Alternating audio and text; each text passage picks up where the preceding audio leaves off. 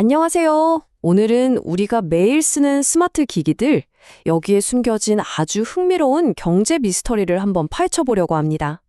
생성형 AI가 세상을 바꾸고 있다는 건 다들 아시죠? 근데 그 화려한 이면에는 우리가 예상치 못한 대가가 숨어 있습니다.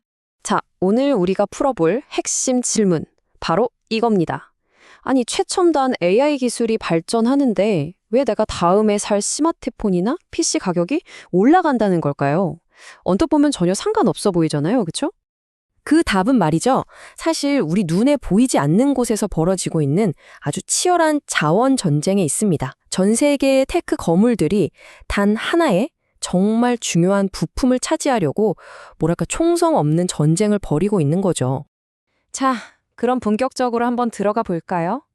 먼저 이 거대한 AI 붐이 우리 모두에게 어떤 예상치 못한 일종의 부작용을 가져왔는지부터 살펴보겠습니다.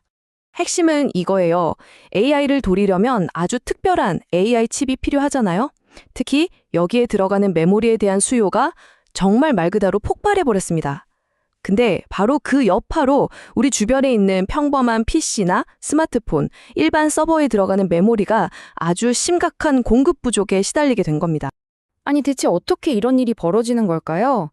자, 다음 파트에서는 이 공급 부족 사태의 기술적인 주범이 도대체 누구인지, 그리고 어떤 원리로 시장을 잠식하고 있는지 한번 파헤쳐 보겠습니다.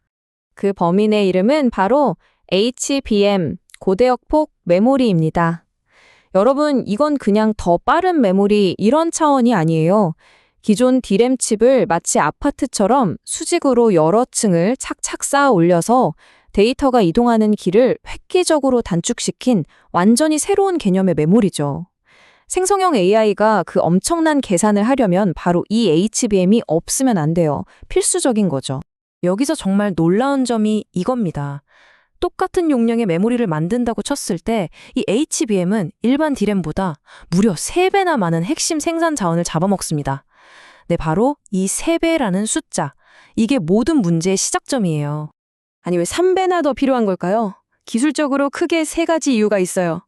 첫째, HBM에 들어가는 칩 자체가 일반 칩보다 면적이 더 넓어요. 공간을 더 차지하는 거죠. 둘째, 여러 층을 쌓는 공정이 워낙 복잡하다 보니까 성공적으로 만들어지는 비율, 그러니까 수율이 낮습니다. 불량품이 더 많이 나온다는 뜻이죠. 그리고 마지막으로 이 칩들을 컨트롤하기 위한 별도의 두뇌 칩까지 필요합니다. 이 3가지가 합쳐지니까 생산 라인을 어마어마하게 차지하게 되는 겁니다. 이 현상을 업계에서는 아주 재밌는 말로 웨이퍼 잠식, 즉 웨이퍼 캐니벌리제이션이라고 부릅니다. 반도체의 재료가 되는 이 둥근 원판이 웨이퍼잖아요. 근데 이 웨이퍼를 만드는 생산 라인은 한정되어 있단 말이죠. 여기서 HBM을 더 만든다? 그건 곧바로 일반 D램 생산량을 줄여야 한다는 뜻입니다. 이건 뭐 완벽한 제로섬 게임인 거죠. 자, 이런 잠식 효과가 시장에 어떤 결과를 가져왔을까요? 지금부터는 이 현상 때문에 메모리 시장이 어떻게 완전히 2개로 쪼개졌는지 한번 살펴보겠습니다. 이 상황은요, 그냥 물건이 좀 모자라네 이런 단순한 공급 부족이 아니에요. 삼성전자나 SK하이닉스 같은 메모리 제조사들이 수익성이 훨씬 높은 HBM 생산에 집중하려고 일부러 일반 메모리 공급을 줄이는 구조적인 희소성을 만들어내고 있는 겁니다. 이건 사고가 아니라 아주 철저한 사업 전략인 셈이죠. 이 표를 보시면 현재 시장 상황이 한눈에 들어옵니다. 시장이 완전히 둘로 나뉜 거예요. 자, 왼쪽 AI 메모리 시장을 한번 보세요. 고객은 구글이나 메타처럼 거대한 데이터 센터를 굴리는 하이퍼스케일러들이죠. 이 사람들은 AI 경쟁에서 뒤처지면 끝장이니까 가격에 얼마든 메모리를 사야만 해요. 수요가 비탄력적이라는 거죠. 반면에 오른쪽 일반 메모리 시장 고객은 델이나 애플처럼 우리한테 익숙한 PC, 스마트폰 제조사들입니다. 당연히 가격에 민감하겠죠? 그럼 결과가 어떻게 되겠어요? 공급사들은 당연히 AI 고객을 최우선으로 챙기고 일반 고객한테는 말 그대로 남는 물량만 툭 던져주는 셈이 된 겁니다. 그 결과는 정말 충격적입니다. 우리가 잘 아는 PC나 스마트폰 제조사들은요, 메모리 회사에 100개 주세요 하고 주문하면 고작 30개에서 50개밖에 못 받는 이른바 할당 상황에 처해 있어요. 물건을 만들고 싶어도 핵심 부품이 없어서 못 만드는 지경까지 온 거죠. 이 전략이 메모리 제조사들한테 얼마나 엄청난 이익을 가져다 주는지 한번 보세요. 이들의 영업이익률은요, 반도체 위탁 생산의 제왕이라고 불리는 TSMC의 60% 마진을 넘어설 걸로 예상됩니다.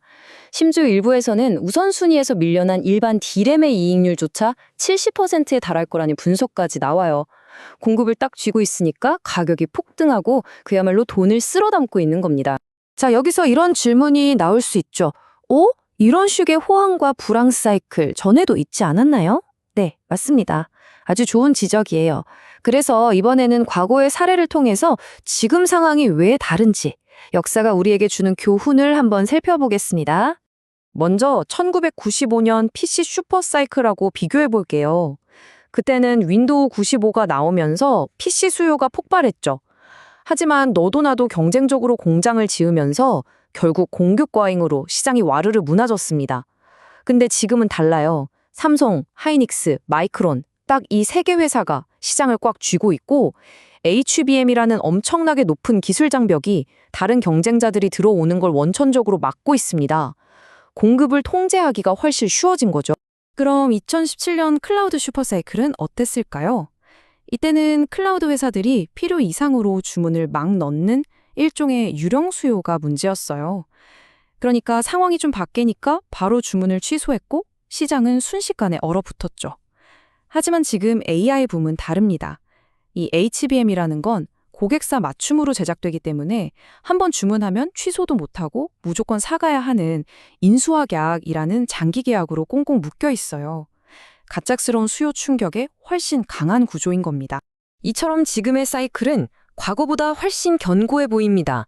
하지만 바로 그 때문에 모두가 동시에 한 곳을 바라보면서 만들어내고 있는 거대한 리스크가 저 수평선 너머에서 서서히 다가오고 있습니다.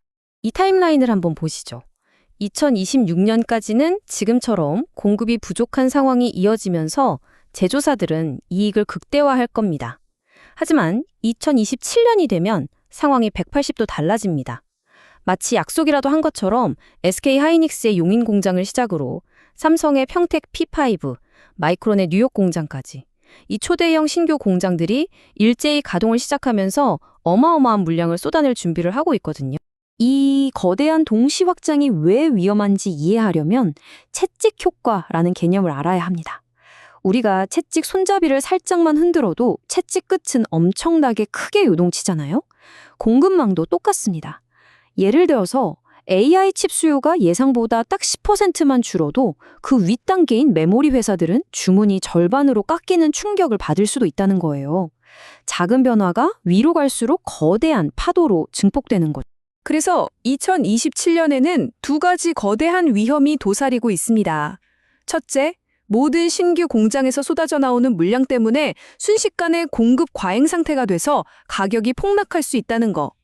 둘째, 바로 그 시점에 AI에 쏟아부은 그 천문학적인 투자가 정말 돈이 되는지 그 성적표가 나올 거라는 점입니다. 만약 AI의 수익성이 기대에 못 미치면 빅테크 기업들은 투자를 확 줄여버릴 거고 이건 메모리 시장의 치명타가 될 수밖에 없죠. 네, AI가 주도하는 이 거대한 호황, 분명 현실입니다. 하지만 모든 공급자가 2027년이라는 딱 한 지점을 향해서 전력 질주하는 모습을 보면 뭐랄까 마치 밀랍 날개를 달고 태양을 향해 날아오른 이카루스가 떠오르기도 합니다. 결국 오늘 이야기의 핵심은 이겁니다.